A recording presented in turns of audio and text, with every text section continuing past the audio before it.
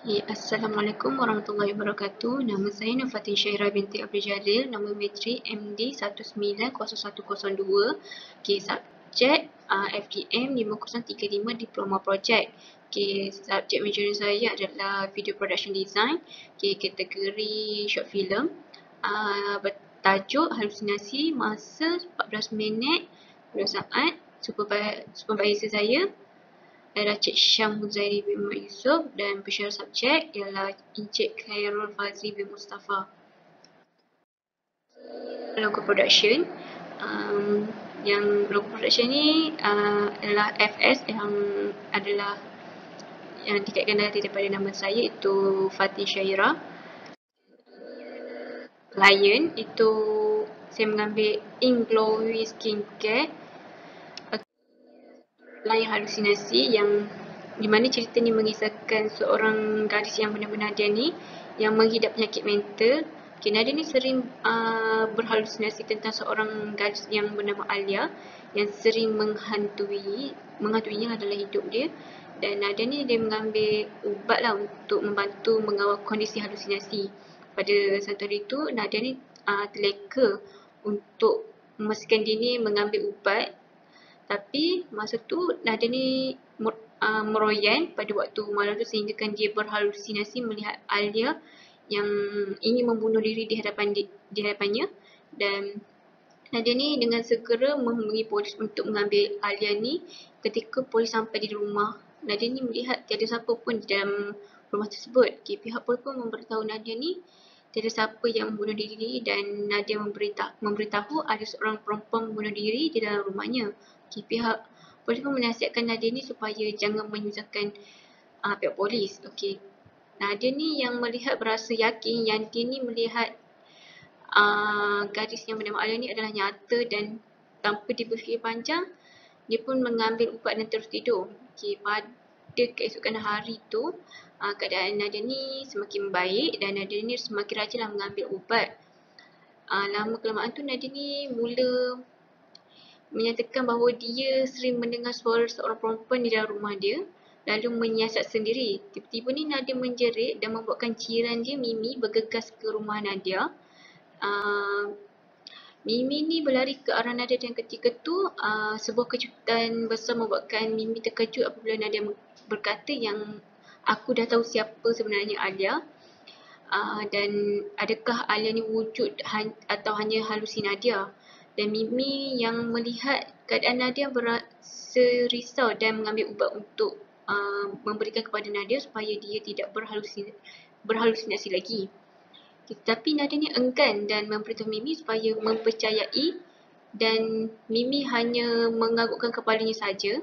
Nadia ni memberitahu kepada Mimi dahulu Alia ni pernah tinggal di rumah ni bersama ayahnya, dan Alia ni sering diseksa oleh ayahnya sehingga suatu hari tu Alia ni tidak dapat menahan diri dari seksaan oleh ayah dia, dan Alia ni memutuskan untuk bunuh diri di dalam rumah itu.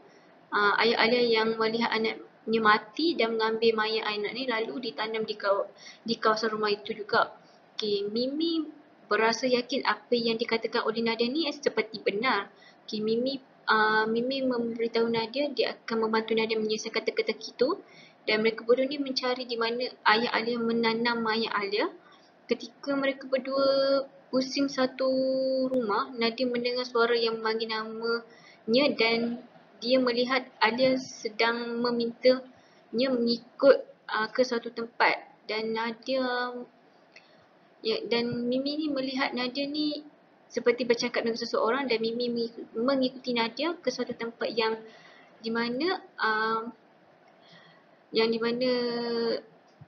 si Alia ni menyuruh ikut. Dan masa tu mereka berdua ni sampai di kawasan belakang rumah, dan Nadia melihat Alia ni menunjukkan ke arah tanah lah, dan time tu lah mereka menggali dan dibantu oleh Mimi juga. Dan betapa terkejutnya mereka mencuba kata rangka manusia dan tangan manusia time tu.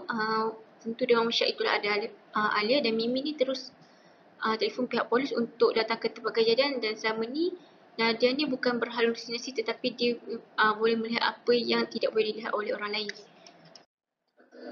Kenyataan masalah masyarakat hari ini tidak mempercayai kewujudan makhluk halus, dan orang ramai sekarang tidak mencari tempat tinggal mereka, dan masyarakat kini juga suka mempercayai cakap-cakap orang dari selidik sama ada benar atau tidak. Okey, objektif masyarakat hari ini perlu mempercayai kewujudan makhluk halus dan tidak perlu megah-megah, dan perlu menyelinap dahulu di mana kita ingin tinggal. Masyarakat perlu menyuntik sesuatu dahulu sebelum menyampaikan kepada orang lain. Idea, saya mengambil idea ni daripada filem The Promise daripada Thailand, dan daripada drama Misteri Mona, dan juga cerita daripada filem daripada Halusinasi juga, daripada Indonesia punya cerita filem. Pun saya memilih Nur Jannah sebagai Nadia, Ifa Maisarah sebagai Mimi, dan Nur Ain sebagai Alia. Di dekat kawasan rumah dan farmasi Suria. Dan ini adalah skrip-skrip yang saya siapkan dan diproses, dan ini adalah storyboard. Promotional item yang saya buat itu t-shirt, hoodie, layat, mask, cap dan keychain. Cup untuk popcorn adalah cup, dan juga popcorn ni yang saya meletakkan design daripada poster saya yang saya buat. Dan ini adalah program poster. Yang dalam bulatan tu adalah yang dipilih sebagai final poster. Okey, progress POP yang dalam bulatan tu pun yang dah diproses untuk jadi final POP.